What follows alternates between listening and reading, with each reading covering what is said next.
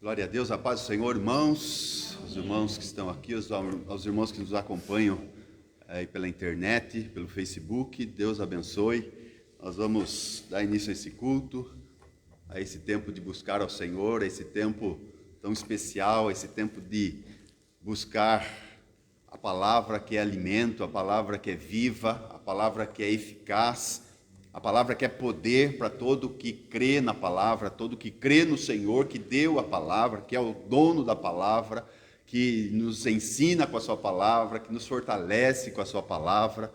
Então, em nome de Jesus, que você possa, com os olhos abertos para entender, para ver, contemplar as obras do Senhor, com o coração aberto para receber toda a palavra e com a Bíblia aberta para ler cada versículo, nós sejamos edificados pelo poder do Senhor. Amém, irmãos? Em nome de Jesus. Obrigado, Pai, obrigado por esse tempo, nos abençoa. Abençoa os irmãos que estão aqui, os irmãos que estão em casa assistindo. Ó Pai amado, ó Deus, que nos compartilhamentos, ó Deus amado, esta palavra alcance os corações. Pai amado, em nome de Jesus, ó Deus, a Tua palavra é poder, a Tua palavra é viva, a Tua palavra é eficaz, a Tua palavra é santa. Ó Pai amado, e nós, ó Deus, pedimos, recebe o nosso louvor e a nossa gratidão por esta palavra tão bendita e poderosa que o Senhor nos tem dado, Senhor, por Tua graça e por Tua misericórdia, Senhor. Nos abençoa, fala conosco, Senhor, e o nosso coração esteja inclinado para Ti, ó Deus, com os olhos abertos, ó Deus amado, para enxergar a Tua bondade, ó Deus, com os corações abertos para receber da Sua graça, ó Deus amado, e também com a Bíblia aberta para nós lermos cada versículo, Senhor amado, e aplicando ao nosso coração a Tua palavra, nós sejamos transformados, ó Pai. Em nome de Jesus, ó Deus, opera, Senhor, e recebe agora o louvor da igreja, o louvor do Seu povo, porque só o Senhor é digno de receber. Pai, em nome de Jesus, nós oramos e Te agradecemos. Amém e amém.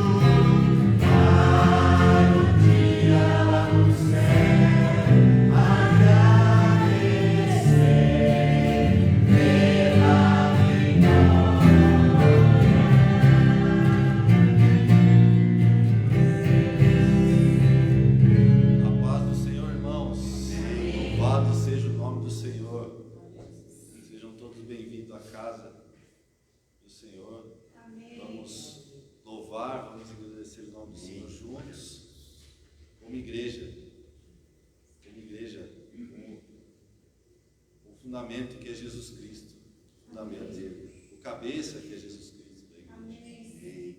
Amém.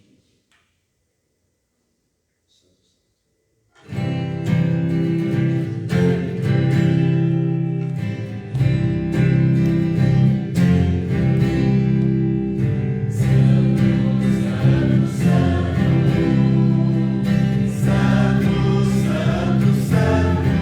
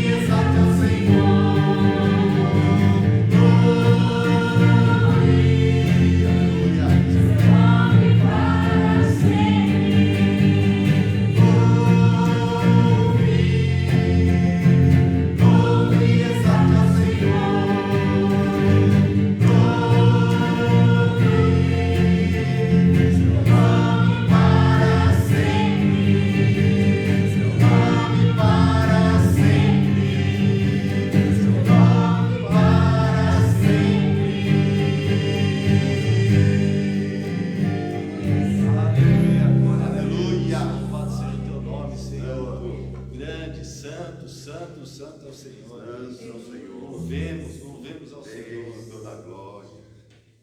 Louvado seja Deus.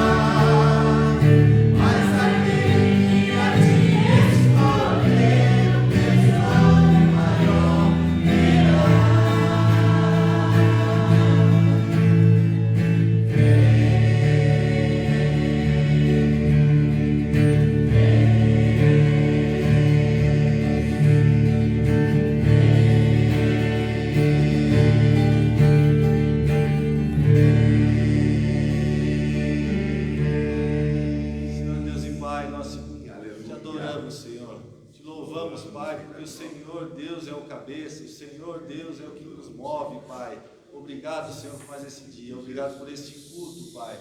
Obrigado por estarmos na Sua presença, Pai. Obrigado por o Senhor nos sustentar, Pai. Nos sustentar nas nossas fraquezas, Pai. Nos movimentar, Senhor. Obrigado, Senhor.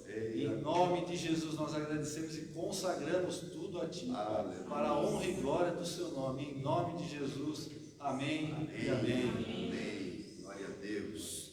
Nós vamos estar continuando a louvar ao Senhor. Nós vamos também comparecer diante do altar, fazendo a nossa oferta, louvando ao Senhor, porque Ele é digno de todo louvor. Amém. Ele é digno de toda honra. Tudo que temos, tudo que somos, pertence ao Senhor. Amém. Dele vem toda a provisão, dele é toda a graça, e toda a suficiência vem dele, diz a palavra do Senhor. A palavra do Senhor diz em Filipenses 4,19, que o Senhor, segundo as suas riquezas, suprirá todas as vossas necessidades em glória. Vamos louvar ao Senhor e trazer oferta com alegria.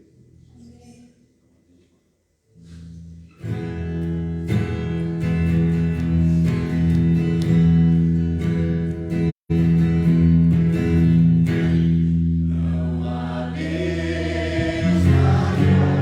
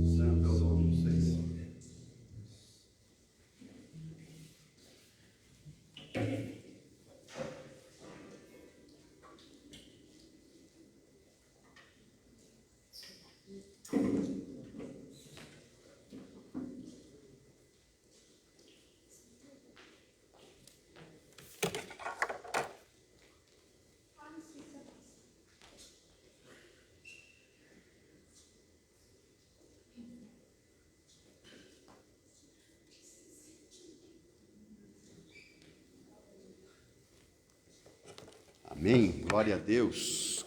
É bom poder louvar o Senhor, né? Talvez num dia agitado, talvez algumas questões, mas quando nós louvamos ao Senhor, meus irmãos, parece que toda a névoa cai por terra, né? Em nome de Jesus. Pai, obrigado, Pai, obrigado por esse louvor, tempo de louvor, obrigado, Pai, por esse tempo de comunhão.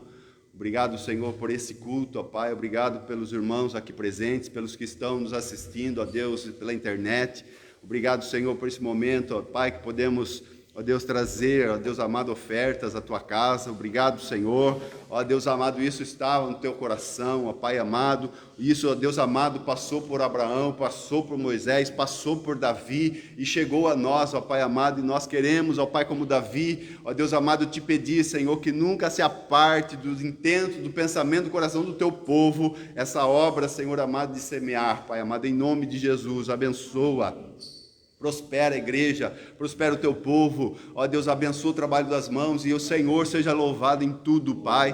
Te agradecemos porque em meio a uma pandemia, ó Pai, em meio a uma situação difícil economicamente, politicamente, ó Deus amado, Senhor é o que tem guardado a igreja, tem guardado o seu povo. Ó Deus amado, te louvamos, Pai. Recebe, Senhor, a honra, a glória e o louvor, Pai. Consagramos tudo a Ti, em nome de Jesus. Amém e amém. Glória a Deus.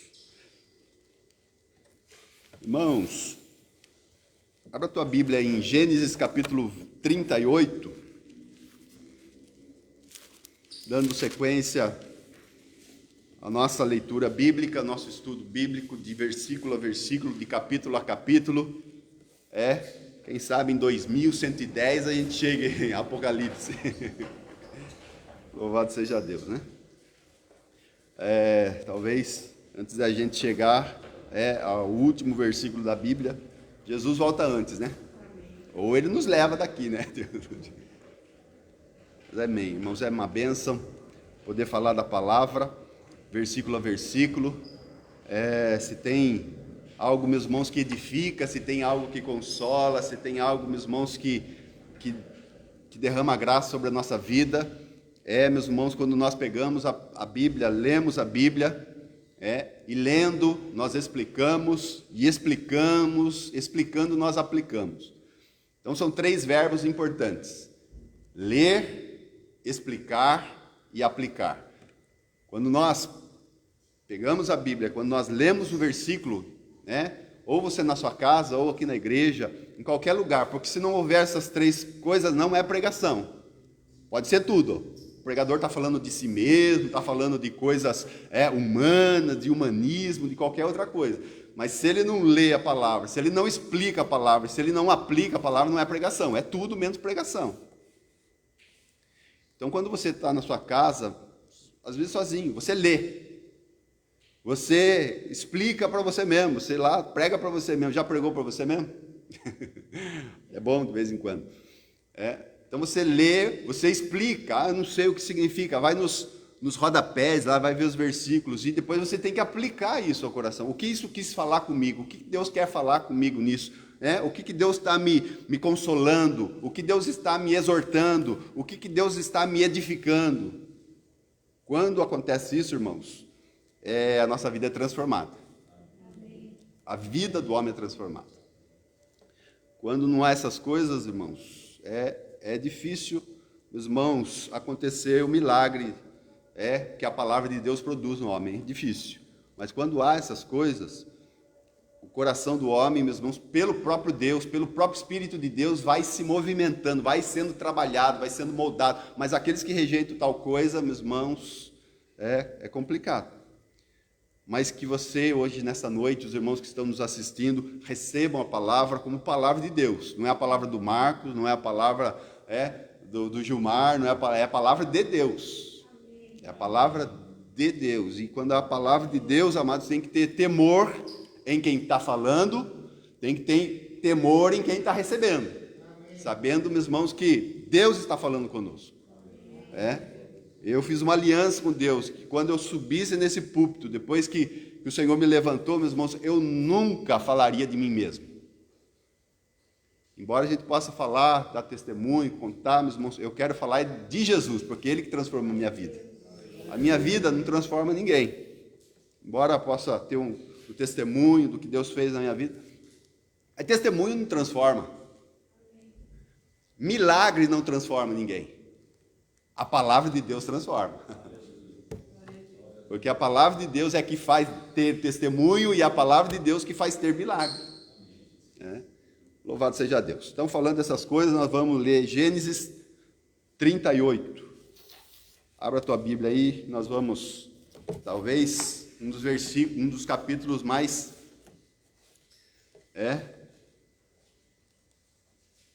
assim, com assuntos bem delicados, mas nós vamos falar aqui de coisas. Então, temos o mais novinho aqui é Felipe, mas já está bem entendidinho. Se ele não entender alguma coisa, depois o pai explica em casa. Louvado seja Deus, porque esse capítulo vai falar, meus irmãos, de Judá e Tamar. Vamos à leitura, Judá e Tamar. Vamos ler todo o capítulo, irmãos? 30 versículos, vamos ler. Se você se cansar, pode sentar, não tem problema. Pode se assentar. Vamos ler todo ele. Depois a gente vai vendo algumas partes importantes aqui. Todo ele é importante. Esse capítulo, ele não pula um versículo sem ter algo importante. Cada versículo tem algo Deus quer falar com a gente. E aconteceu, no mesmo tempo que Judá desceu de entre os seus irmãos e entrou na casa de um varão de Adulão, cujo nome era Ira, e viu Judá ali a filha de um varão cananeu, cujo nome era Sua, e tomou-a e entrou a ela. E ela concebeu e teve um filho, e chamou o seu nome e tornou a conceber e teve um filho, e chamou o seu nome Onã. E continuou ainda, e teve um filho, e chamou o seu nome Selá. E ele estava em Quezibe, quando Selá nasceu.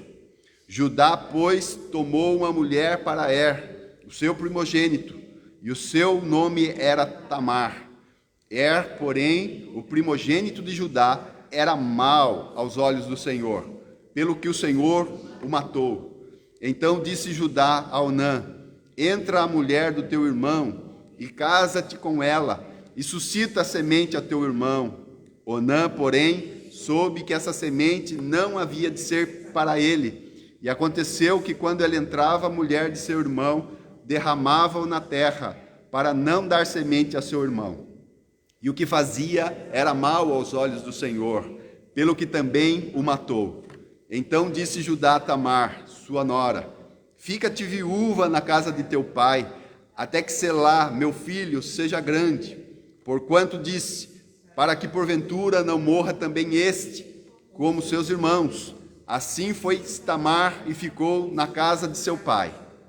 Passando-se, pois, muitos dias, morreu a filha de Sua, mulher de Judá, e depois se consolou Judá e subiu aos tosqueadores das suas ovelhas em Timna, ele e Ira, seu amigo, e o adulamita. E deram um aviso a Tamar, dizendo: eis que teu sogro sobe a Timna, a tosquear as suas ovelhas. Então ela tirou de sobre si as vestes da sua viuvez, e cobriu-se com o véu, e disfarçou-se, e assentou-se à entrada das duas fontes, que estão no caminho de Timna, porque via que Selá já era grande, e ela não lhe fora dada por mulher. E vendo-a Judá, teve-a por prostituta, porque ela havia coberto seu rosto. E dirigiu-se para ela no caminho e disse: vem, peço-te, deixa-me entrar a ti, porquanto não sabia que era sua nora. E ela disse: que darás para que entres a mim? E ele disse: eu te enviarei um cabrito do rebanho. E ela disse: dás-me penhor até que o envies.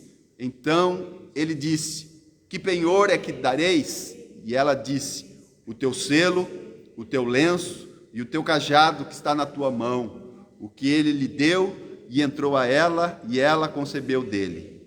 E ela levantou-se e foi-se, e tirou de sobre si o seu véu, e vestiu as vestes da sua viuvez. E Judá enviou o cabrito por mão do seu amigo, o adulamita, para tomar o penhor da mão da mulher, porém não achou. E perguntou aos homens daquele lugar, dizendo: onde está a prostituta que estava no caminho junto às duas fontes? E disseram, aqui não esteve prostituta alguma. E voltou a Judá e disse, não achei, e também disseram os homens daquele lugar, aqui não esteve prostituta. Então disse Judá, tome-o ela, para que porventura não venhamos a cair em desprezo. Eis que tenho enviado esse cabrito, mas tu não achaste. E aconteceu que quase 3 meses depois, deram aviso a Judá, dizendo, Tamar, tua nora, adulterou, e eis que está grávida do adultério. Então disse Judá, tirai-a fora para que seja queimada. E tirando-a fora, ela mandou dizer a seu sogro, do varão de quem são essas coisas eu concebi. E ela disse mais, conhece, peço-te, de quem é esse selo, de quem é esse lenço e de quem é esse cajado? E conheceu Judá e disse, mais justa é ela do que eu, porquanto não a tenho dado a Selá, meu filho, e nunca mais a conheceu. E aconteceu que ao tempo de dar à luz, que havia gêmeos em seu ventre, e aconteceu, dando à luz, que um pôs fora a mão, e a parteira tomou-a, e atou em sua mão um fio roxo, dizendo, esse saiu primeiro. Mas aconteceu que, tornando ele a recolher a sua mão, eis que saiu o seu irmão, e ela disse, como tens tu rompido? Sobre ti é a sua rotura. E chamaram seu nome Pérez. E depois saiu seu irmão, em cuja mão estava o fio roxo, e chamaram o seu nome Zerá. Louvado seja Deus. Esse capítulo 38 está entre o 37 e o 39. Coisa mais óbvia, né? Mas ele está entre o 37, irmãos, que fala de José, da venda de José, e depois o 39 vai continuar, meus irmãos, ali, José no Egito, escravo. Quem que deu a brilhante ideia de vender José? Quem? Judá. Por isso que o escritor, ele faz questão de colocar Judá no meio dessa história. Porque Judá teve a brilhante ideia, brilhante, entre aspas, de vender o seu irmão. De vender o seu irmão. Ao invés dele se levantar e falar, não, ninguém vai fazer mal para o meu irmão, nós vamos levar ele de volta para a casa do pai.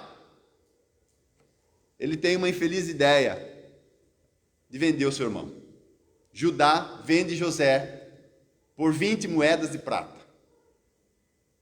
E o interessante é saber, amados irmãos, que muitos anos depois aconteceu coisa semelhante. E alguém com o mesmo nome, Judá, tantos anos depois, um Judá, que era da mesma tribo dele, um judeu, ele vendeu um homem por 30 moedas de prata. Jesus. É que para nós aqui aparece Judas, né? Judas, que é uma helenização do nome Judá. É que o Novo Testamento foi escrito no grego, e o Velho Testamento no hebraico. Então no Velho Testamento é Judá, mas no Novo Testamento é Judas, mas é o mesmo nome. É o mesmo nome. Judas e Judá é o mesmo nome. É o mesmo nome. Então lá, Judas vendeu Jesus, e lá atrás, Judas vendeu José. Só que um por 20 e outro por 30. Interessante saber também, irmãos, que nós vemos outro nome com semelhante que fizeram coisas semelhantes. Por exemplo, Saul, o primeiro rei de Israel. Quem era o outro que tinha nome igual a ele? Saul, que é o Saulo, né? No Novo Testamento vai aparecer Saulo, mas é Saul. É Saul. Lá, Saul perseguia Davi, queria matar Davi. E aqui, no Novo, Saul perseguia os cristãos, perseguia o crente, perseguia o próprio Jesus. E assim como José era figura de Cristo, assim também Davi era figura de Cristo.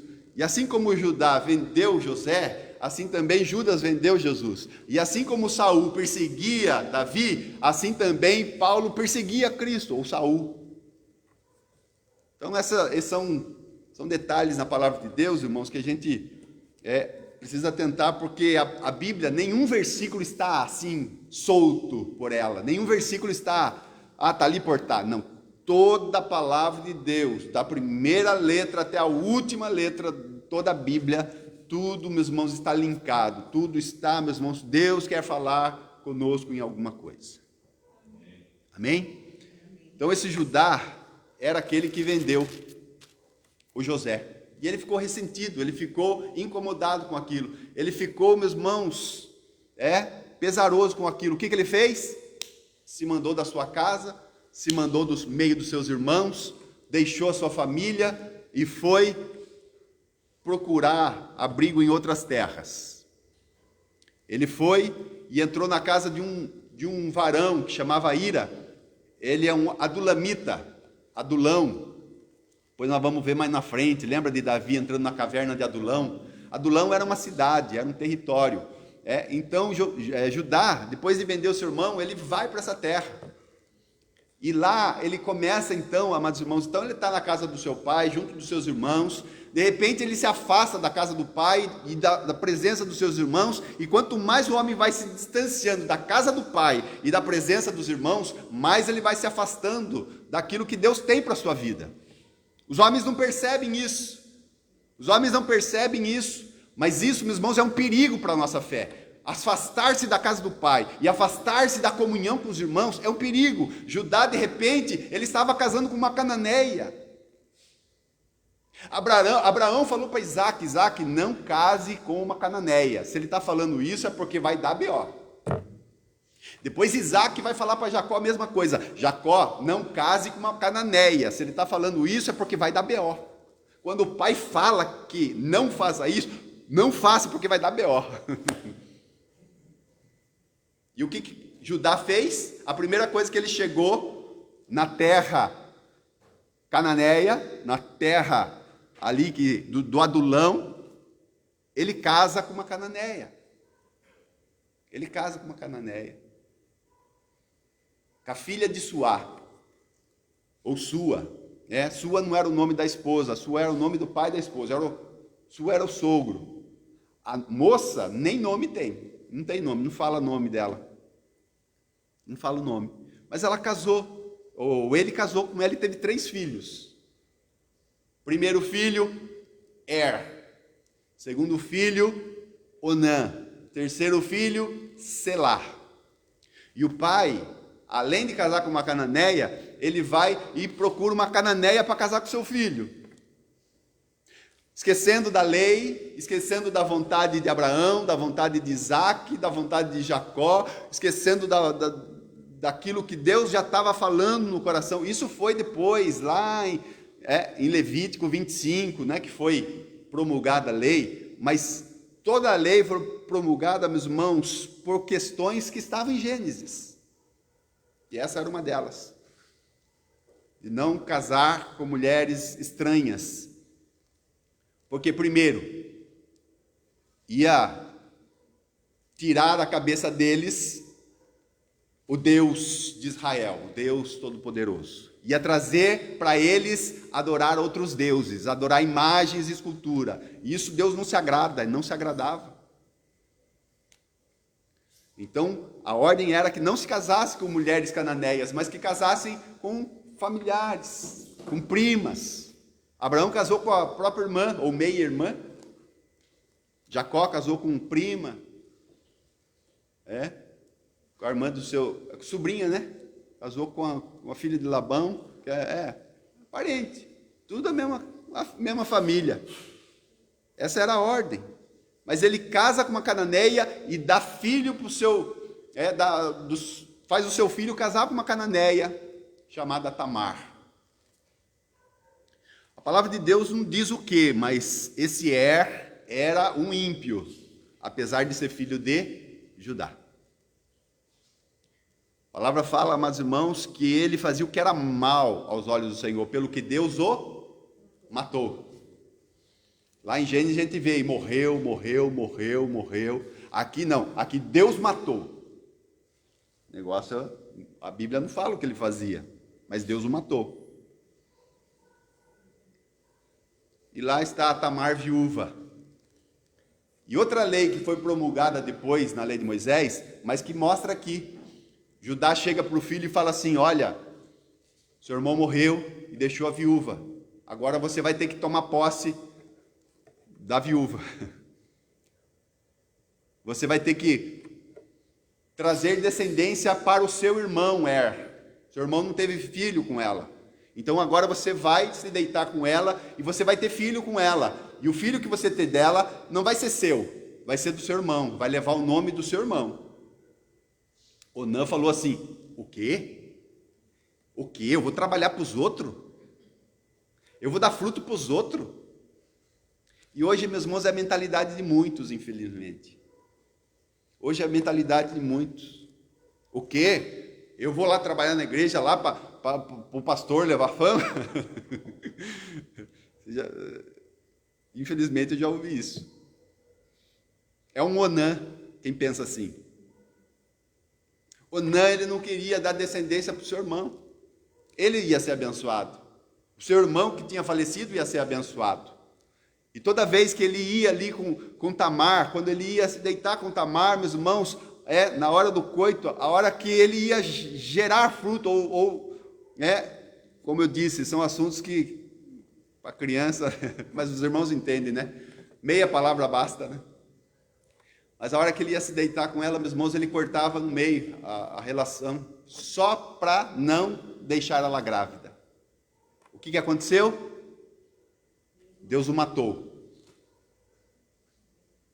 Isso foi mal aos olhos do Senhor, pelo que o matou também. 2 filhos de Judá mortos por Deus. O próprio Deus matou. Sobrou quem? Selá, o mais novão. Ele era novão, meio bobão, não sabia das coisas. E o pai chegou para Tamar e falou assim: olha, fica na casa do seu pai, cumpra a tua viuvez, eu tenho mais um filho, Selá. A hora que ele tiver a idade, ele vai ser o seu marido. E ele vai dar continuidade a e a Onã. Olha só, irmãos, a situação de Judá. E a palavra de Deus diz, amados irmãos, olha o detalhe que diz aqui, no versículo 11. Então disse Judá a Tamar: fica-te viúva na casa do teu pai, até que Selá, meu filho, seja grande. E por que ele disse isso? Para que porventura não morra também esse com os seus irmãos. Ele disse isso, meus irmãos, para dar uma de migué para Tamar. Falou: nossa, essa mulher é perigosa, já matou 2 filhos meus. Apesar da Bíblia aqui falar para nós aqui que foi Deus que matou, ele pensava que era uma viúva negra, Tamar. Já matou um, matou o outro. Agora eu vou dar o meu filho mais novo para ela matar também. Daí ele fala, então, vai para a casa do seu pai, fica lá, mas ele diz a palavra que ele estava querendo, meus irmãos, proteger o seu filho. Selá. E Selá cresceu, e Selá, meus irmãos, também sabendo dessa situação, não tomou atitude. Então são 3 filhos de Judá que nós aplicamos à nossa vida. Primeiro, fazia o que era mal aos olhos do Senhor, e aquele que faz mal, o que é mal aos olhos do Senhor, o Senhor mesmo mata. Opa, luz vermelha tocando. O segundo, que não quer dar fruto, porque ele não vai levar vantagem naquilo. Outra luz vermelha pitando. O terceiro é um acomodado. É um acomodado que não toma partido, que não toma decisão, que não fala: olha, Tamar é minha mulher, eu vou tomar ela e vai ser minha mulher, eu vou dar descendência aos meus irmãos. Também, meus irmãos. Então, tanto um como o outro e como o outro é exemplo para nós não cairmos nos mesmos erros. Já aplicamos isso ao nosso coração. Amém? Não sejamos como que fazia o que era mal aos olhos do Senhor. Não sejamos como Onã, que não quer trabalhar para que o outro seja abençoado. Ele também, consequentemente, vai ser abençoado, mas ele fala: não vou fazer não. E também Selá. que não toma posição, que não se posiciona, que fica apagado, que fica parado, que não fala nada, mesmo sabendo que era dever dele. Continuando, irmãos, a segunda parte, a partir do 12 é a segunda parte desse capítulo. Judá ficou viúvo. Quanta morte, né, irmãos? Judá, amados irmãos, nós sabemos que Judá, ele é aquele que vai trazer o Messias. Judá, meus irmãos, é a tribo escolhida por Deus. Por quê? Judá era o quarto filho de Jacó. Qual foi o primeiro? Rúben. Qual foi o segundo? Simeão. Qual foi o terceiro? Levi. Qual foi o quarto? O Judá. O primeiro subiu à cama do seu pai, deitou com Bila, concubina do seu pai. Cortado. O segundo e o terceiro, Simeão e Levi, eles arrasaram com a cidade de Siquém e mataram todos os homens da cidade. Deletado. Quem era aquele que ia dar continuidade na promessa? Judá. E Judá, meus irmãos, começa a dar umas caneladas. Já começa a mostrar, meus irmãos, como é o coração do homem. Começa a casar com Cananeia, começa a misturar os seus filhos, começa ali se envolver com coisas horríveis, terríveis, e isso não dá legal. Mas a graça de Deus, irmãos, ela é maravilhosa. A graça de Deus, meus irmãos, foi sobre Judá. Passando muitos dias, ele ficou viúvo também. E ele então falou assim: eu vou subir para Tina. Faz tempo que eu não depilo as minhas ovelhas. É tosa, né? Faz tempo que eu não toso as minhas ovelhas. Eu vou subir para tosá-las, na festa da tosquia que tinha. Eles faziam lá, a festa da tosquia. E ele sobe com um amigo dele, Ira, o Adulamita. Quando ele está indo para Tina, falaram para Tamar: o seu sogro está vindo para cá. Ela se coloca no caminho, irmãos, e ela se cobre ela tira a vestes de luto, tira a roupa preta, tira aquele negócio de viúva, não sei como era a roupa de viúva na época, mas enfim, era uma roupa diferenciada. Ela tira tudo e se coloca no caminho, e se cobre com o véu. A hora que Judá está passando, ele olha e pensa que é uma prostituta. A Bíblia não fala que ela é prostituta, a Bíblia fala que Judá pensa que ela é uma. E ele chega então e fala assim: deita comigo. E ela fala assim: o que você vai me dar? Olha Tamar, irmãos. Olha onde vai dar esse negócio. Nós vamos ver aqui no finalzinho. Aguenta mais um pouco aí. Tamar falou assim: o que eu recebo? Depois eu te dou um cabrito. Depois eu te dou um cabrito. Ela com o rosto coberto.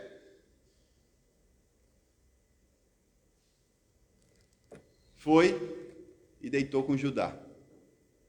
Lembra de Jacó? Quando ele ia casar com Raquel? E quem que foi no lugar de Raquel?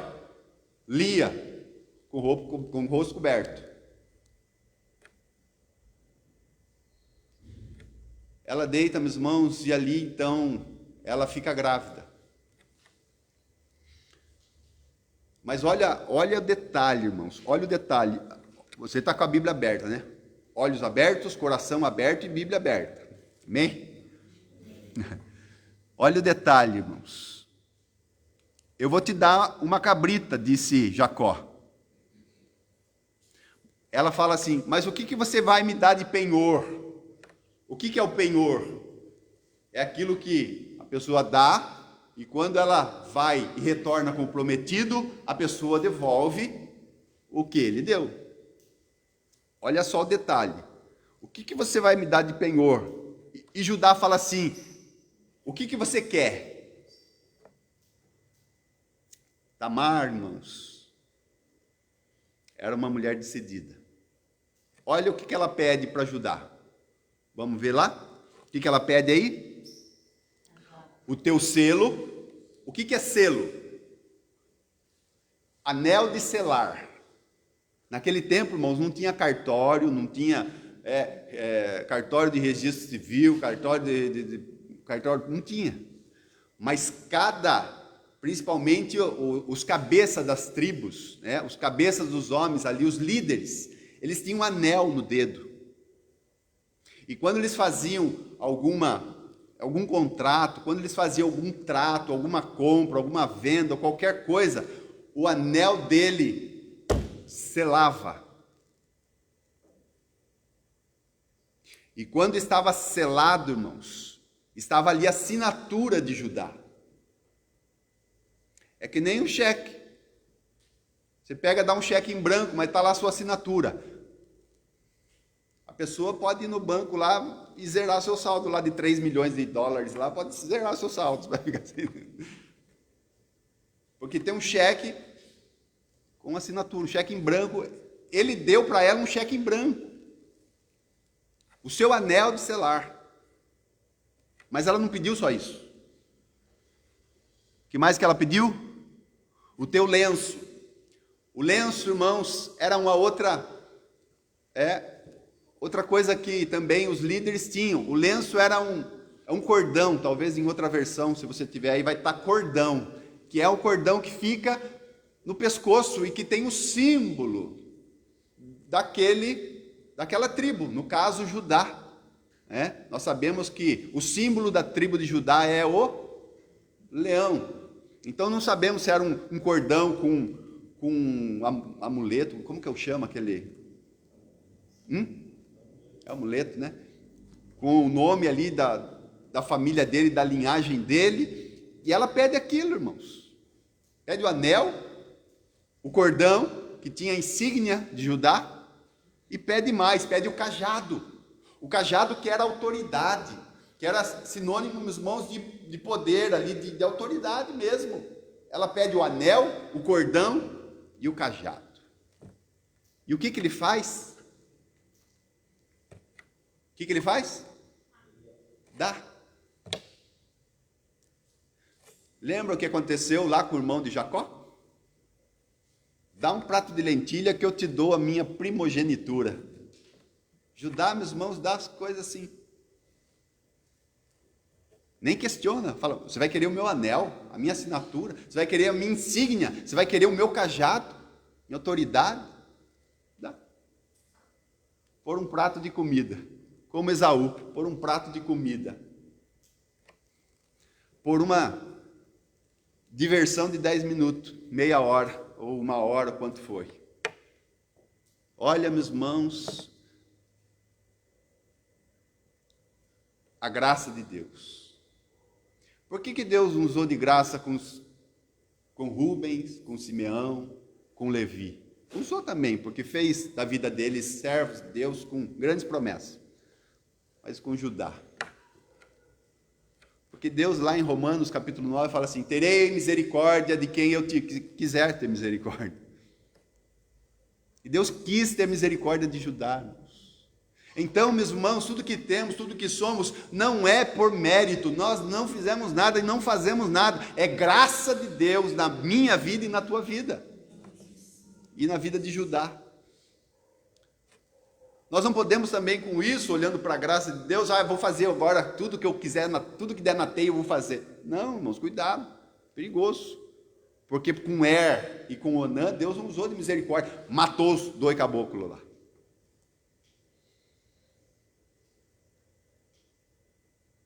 Mas Tamar, irmãos, está agora com o anel, com o cordão e com o cajado de Jacó na mão. Depois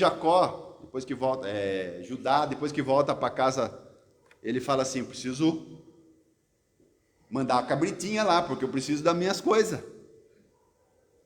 Como que eu vou selar os contratos? Como que eu vou mostrar quem eu sou, qual tribo faço parte?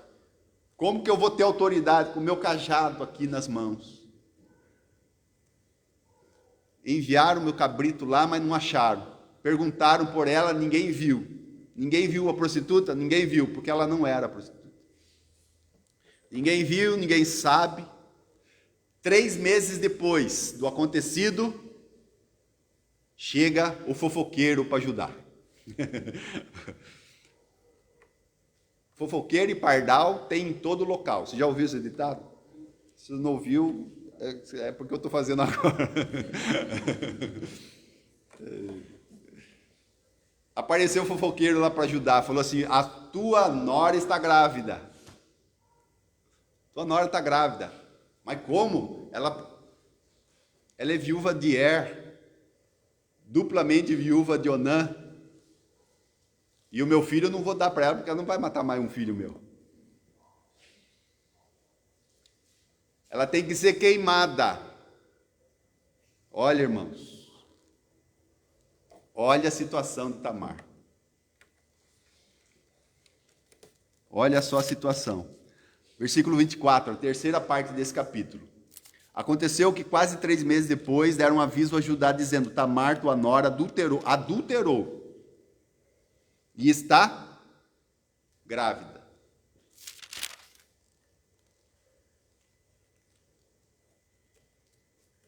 Não era adultério porque ele era viúvo, ela também. Mas não foi uma coisa legal, né? Mas chegaram para ele e falaram assim: ó, tira ela para fora porque ela vai ser queimada. Vai ser queimada. Quando se acontecia o adultério, qual é a lei de Moisés? Fala o quê? Que era para ser apedrejada. Lembra do caso de Jesus lá, que chegam, pegam a mulher lá em flagrante, obrigado.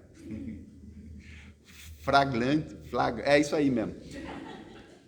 Pegaram a mulher, levaram só a mulher. Era para levar os dois. Levaram só a mulher para apedrejar, que era o normal. Mas aqui diz que ela tinha que ser queimada. Por quê? Diz os estudiosos que provavelmente Judá fala isso porque ela era filha de sacerdote. Porque lá na lei, Levítico 21, versículo 9, diz que a filha do sacerdote, se adulterasse, tinha que ser queimada e não apedrejada. A mulher que levaram até Jesus não era filha de sacerdote, apedrejada.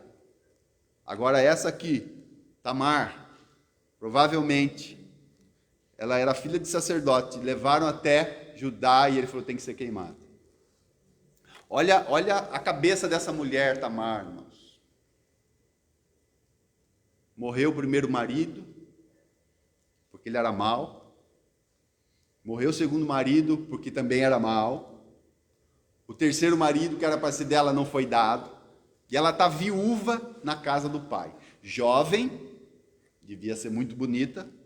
Jovem, bonita, não podia casar, porque ela não podia ser de outro. Ela estava comprometida, ela estava aliançada ali com os filhos de Judá. Ela não podia ser de outro, ela tinha que ser de Selá. Ou da família, né, deles. Não podia casar, aparentemente estéril, por causa do primeiro não gerou.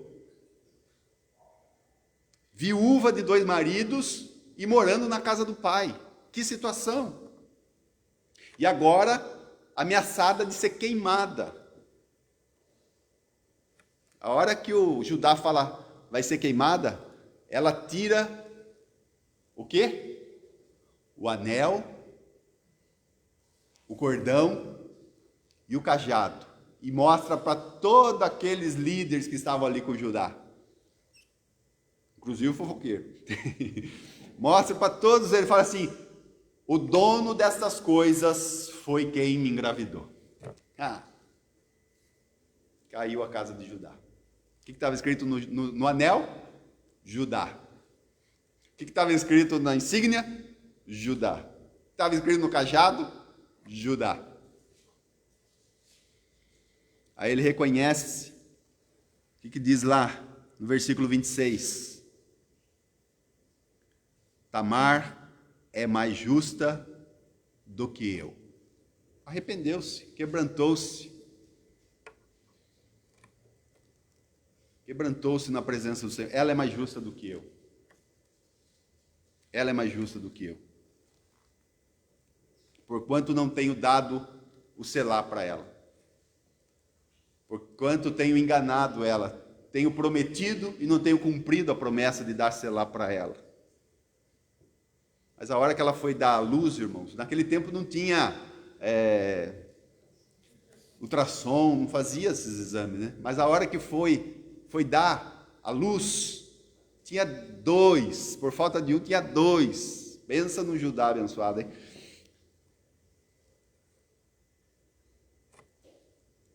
Tamar grávida de gêmeos. Quem mais estava grávida de gêmeos? Quem? Rebeca. Jacó e Esaú, gêmeos. Até trigêmeo tem na Bíblia. Quer dizer, não se comprova, né? Mas diz que Noé, ele teve 3 filhos, Sem, Cã e Jafé. Dá-se a impressão que era trigêmeos. Pelo ano que fala ali. Com 500 anos ele teve Sem, Cã e Jafé. Em um ano é difícil ter 3 filhos, não é? Só se tiver de 3 em 3 meses, né? Já nasce 3 filhos de 3 meses, é duro de nascer, não é? Depende, né? Não sei como era a ciência naquele tempo, né? Mas enfim. Está grávida de gêmeos. De gêmeos. E quem que está na barriguinha da Tamar? Pérez e Zerá. A hora que vão fazer o parto, irmãos, olha que detalhe, irmãos. Tá, vamos ganhar mais uns minutinhos aí, tá, irmão? Olha o detalhe. A hora que o Zerá coloca a mão para fora, a parteira amarra um fio roxo no braço dele. Aqui na nossa versão fala roxo, mas na verdade é um fio escarlata. Ou escarlate. A hora que amarra, a parteira amarra, fala, esse aqui vai ser o primeiro. A hora que amarra o fiozinho, ele volta para dentro novamente. Não sei se Pérez puxa a perna dele, que nem Jacó fez com Esaú. Jacó estava puxando a perna de Esaú para sair primeiro. Mas não deu jeito, mas agora o Pérez é mais valente. Não sei se puxou a perna do Zerá. O Zerá volta para dentro e Pérez sai, se tornando o primogênito da Tamar. Mas olha, amados irmãos, isso é tão maravilhoso, irmãos. Então, quem que nasce aí o primogênito de Tamar? É o Pérez. Mas aconteceu que, tornando ele a recolher a sua mão, eis que saiu o seu irmão. E ela disse, como tens tu rompido? Sobre ti é a tua rotura, ou sobre ti é a rotura, e chamaram o seu nome Pérez. E depois saiu seu irmão, cuja mão estava com fio roxo, e chamaram o seu nome Zerá. Amados irmãos, esse momento aqui é a graça de Deus numa forma extraordinária. Nós sabemos que aqui não é o primeiro lugar que mostra a respeito do fio escarlata. Os irmãos lembram que quando Josué vai entrar em Jericó, os espias vão até a cidade e eles espiam, e tem uma mulher lá chamada... Como? Lembra da mulher? Eu não falei nada dela, né? Como os irmãos vão lembrar da mulher? Mas do cordão escarlata. A Raabe. Já ouviram falar da Raabe? Quando os espias entram em Jericó, ela esconde os espias na sua casa. E os espias ali fazem um comprometimento, faz uma aliança com ela, fala assim, olha, Jericó vai ser destruída. Mas se você colocar esse fio escarlata para fora da sua casa, quando a gente vier destruir a cidade, você e a sua casa vai ser preservada. Olha só, irmãos. Olha só, que coisa maravilhosa. Então, Tamar com um fio escarlata dentro do seu ventre e Raabe com um fio escarlata na janela da sua casa. Dá um pulinho lá em Ruth, capítulo 4. Estamos finalizando aqui, mas isso aqui é fundamental a gente conhecer para ver o tamanho da graça de Deus para com as nossas vidas, para com a vida do seu povo.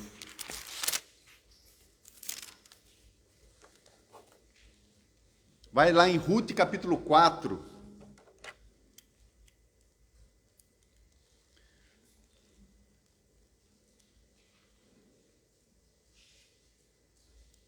Versículo 18. O livro de Ruth, meus irmãos, os irmãos sabem aí que Ruth era o quê? Ruth era da linhagem dos Moabitas. Amém, irmãos? Participe aí. Moabita. Quem que era Moabe?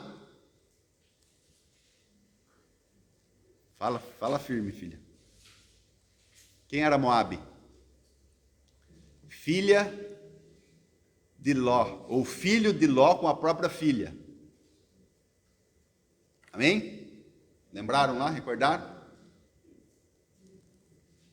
Ló está em Sodoma, e as duas filhas, depois de tudo destruído, falam assim, vamos gerar filho para o nosso pai. As filhas de Ló deitaram com o próprio pai, e geraram 2 filhos. Amon, os amonitas, e Moabe, os moabitas. Ruth é filha de Ló. Não é filha imediata, mas é filha de várias gerações. Ela é uma moabita. Ela é tataraneta de Ló.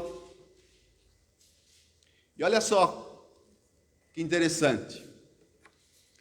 Tamar foi considerada prostituta. Gerou Pérez. Não era, mas foi considerada por Judá. Olha só. E ela tinha um fio escarlata dentro do seu ventre.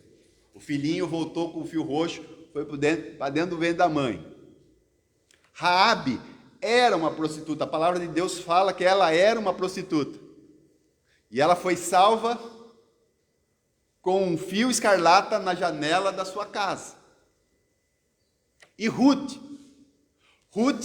ela foi, meus irmãos, de uma relação de prostituição. A filha com o pai, um incesto. E nasceu Ruth, depois de algumas gerações. E onde está o fio escarlata de Ruth? Olha o que está escrito em Ruth, capítulo 1, versículo 16. Olha a aliança de Deus com Tamar, aliança de Deus com Tamar, uma cananeia, aliança de Deus com Raabe, uma cananeia, aliança de Deus com Ruth. Olha o que ela fala em 1:16.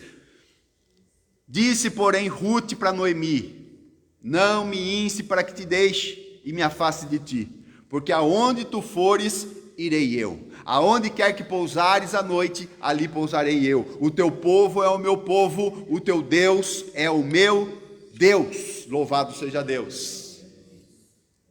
Por isso que Tamar estava desesperadamente, meus irmãos, entrando nessa família, porque o Deus de Judá vai ser o meu Deus, ela dizia. Por isso que ela pediu o anel, por isso que ela pediu a insígnia, por isso que ela pediu o cajado. Raabe, ela estava desesperadamente, meus irmãos, ali para ser parte do povo de Deus. E Ruth também. E olha lá, voltando para o 4, capítulo 4, versículo 18. Estas, pois, são as gerações de Pérez. Quem é Pérez? Quem é Pérez? Filho de Judá com Tamar.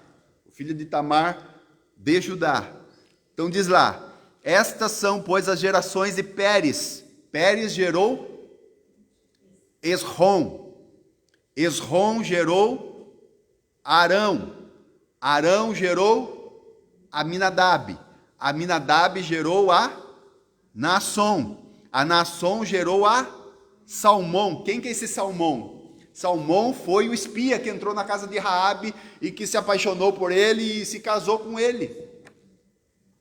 Salmão e Raabe. De Salmão e Raabe nasceu quem? Boaz. Nasceu Boaz. Boaz foi quem casou com Ruth.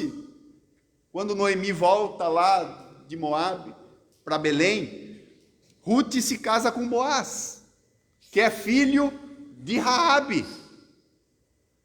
E Salmão é bisneto, trineto de Judá. Olha que coisa maravilhosa, irmãos. Na genealogia de Jesus Cristo, conta uma que foi tida como prostituta, contra outra que era prostituta, e conta outra, meus irmãos, que foi de um relacionamento de prostituição. Sabe o que significa isso, amados irmãos? Que eu e você fomos salvos e hoje nós fazemos parte dessa linhagem santa que é Jesus Cristo, fazemos parte do corpo de Cristo, não por obras nossas, mas pela graça de Deus, nosso Salvador. Porque nada, amados irmãos, nada poderia salvar o homem a não ser a graça de Deus.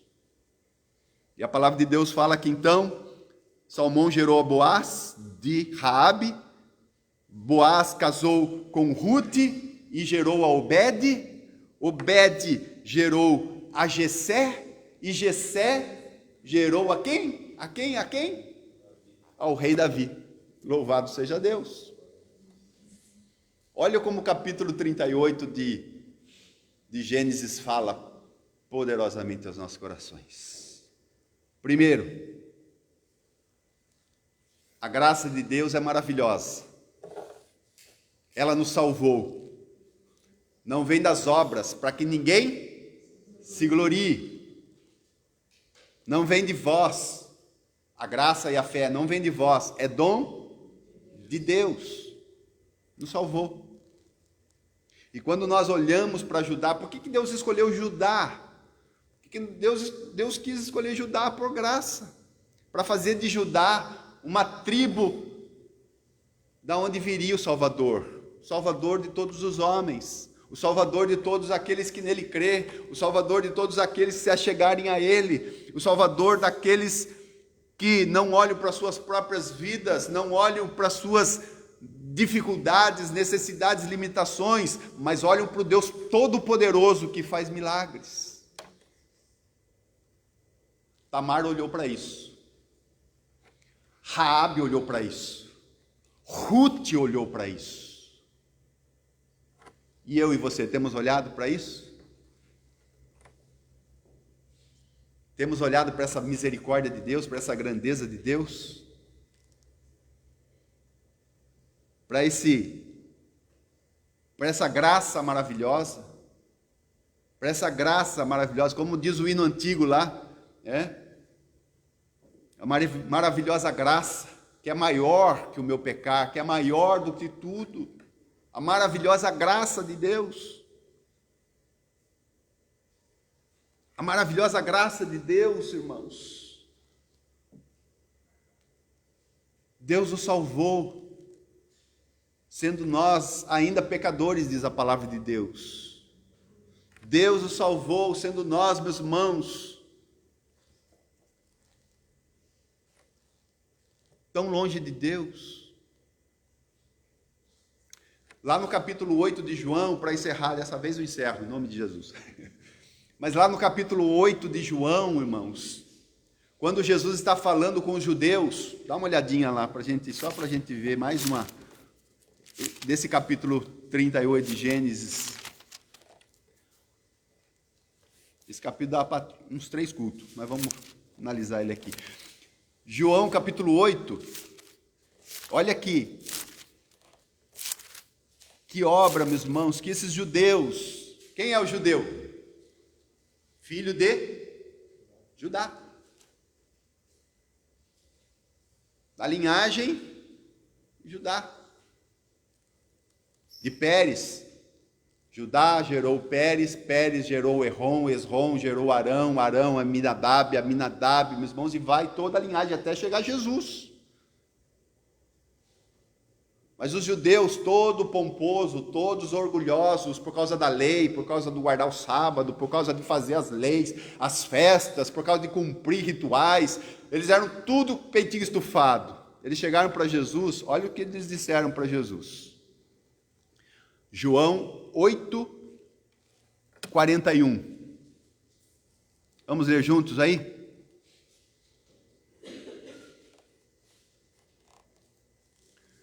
Vós fazei as obras de vosso Pai. Quem que está dizendo isso?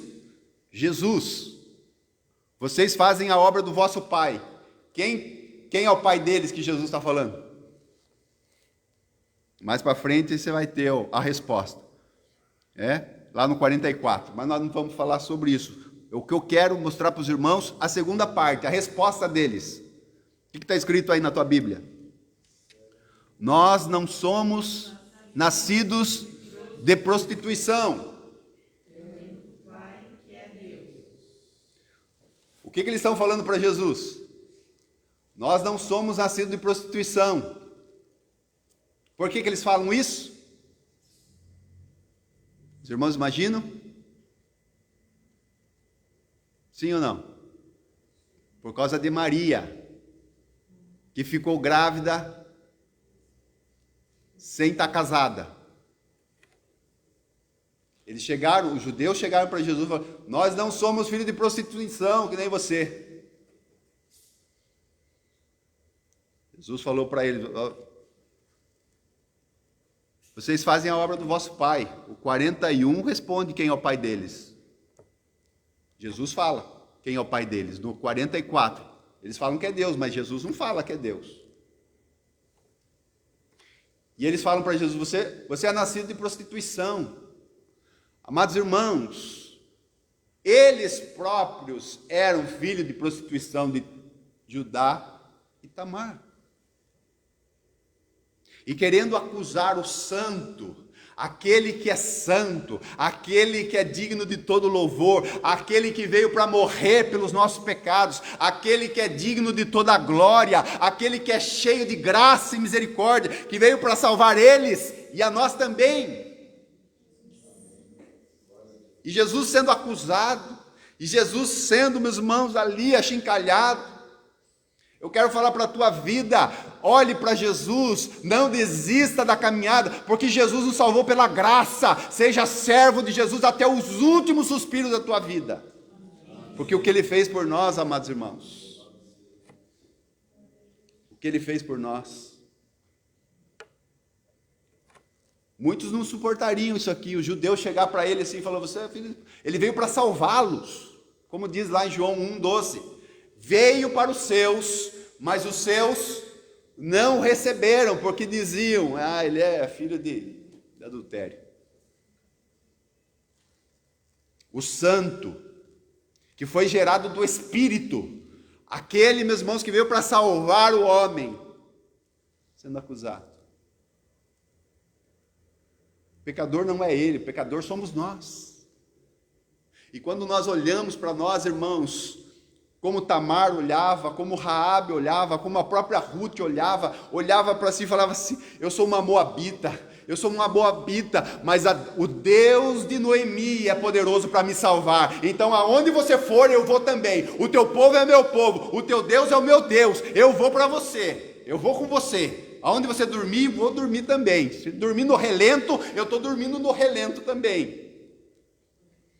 Amados irmãos, esse capítulo 38 de Gênesis, meus irmãos, é tremendo, que mostra, meus irmãos, a graça maravilhosa de Deus para com a nossa vida. Não só com Tamar, com Raabe e com Ruth. Mostra, meus irmãos, que Deus alcançou os gentios, alcançou as nossas vidas. Que não éramos judeus, dentre os povos, nós éramos gentios. Gentios. Que nós possamos olhar para tudo isso e ter nosso coração cada dia mais quebrantado na presença desse Jesus que é santo, desse Jesus que nos salvou, desse Jesus que veio para quebrar a nossa maldição, desse Jesus que veio para fazer o que fez com Tamar, para fazer o que fez com Raabe, para fazer o que fez com Ruth. Ele não amarrou um fiozinho no nosso pulso, nós não precisamos colocar um fiozinho escarlate na nossa janela, nós precisamos, meus irmãos, crer no sangue do Cordeiro. Está, meus irmãos, totalmente coberto por esse sangue escarlate. Totalmente.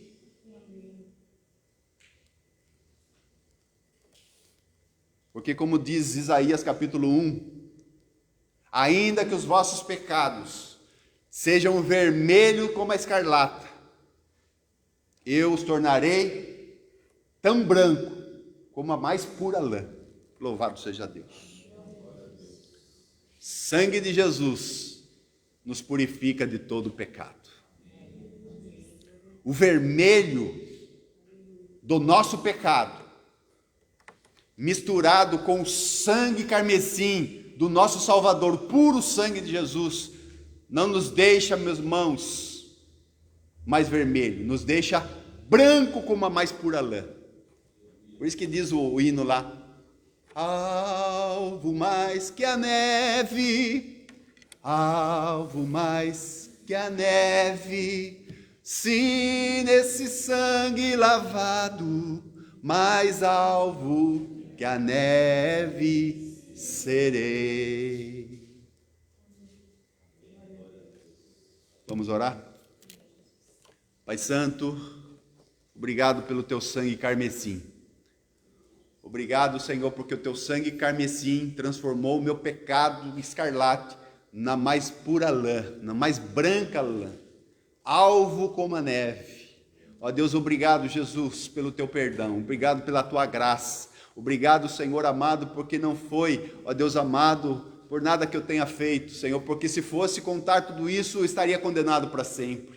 Assim também como Tamar, assim também como Raabe, assim também como Ruth, e assim também como cada um, ó Deus amado, que foi alcançado pela tua graça. Ó Deus, nós te louvamos, Pai, te agradecemos por olhar para nós com um olhar de misericórdia, assim como o Senhor olhou também para Judá, assim como o Senhor olhou para toda a descendência, até vir Jesus Cristo, o santo, o sem pecado, o puro, o perfeito, ó Deus amado, mas que se fez pecado por nós, para que nós fôssemos sarados, para que nós fôssemos alcançados, morreu no nosso lugar.